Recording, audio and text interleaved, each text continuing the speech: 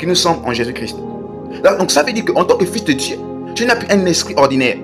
Ton esprit possède, incarne totalement la divinité. Ton esprit est totalement absorbé. C'est-à-dire que l'esprit, ton esprit humain a disparu, il ne reste plus que l'autre. Donc tu es 100% Dieu dans ton esprit. Tu es 100% divin dans ton esprit.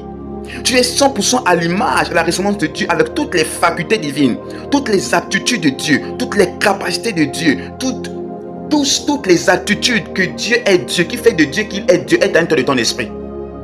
Tout ce qui fait que Dieu est Dieu est à l'intérieur de ton esprit.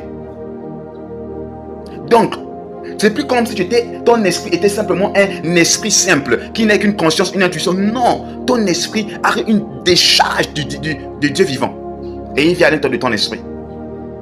Donc, c'est là où tout commence pour les fils de Dieu. Et c'est là la partie que tu dois comprendre. Si tu ne comprends pas cette partie, tu auras du mal à fonctionner comme un fils de Dieu accompli. Parce que les fils de Dieu accomplis, ou les fils de Dieu sont ceux qui ont l'esprit Dieu. Ils ont l'esprit, leur esprit c'est Dieu.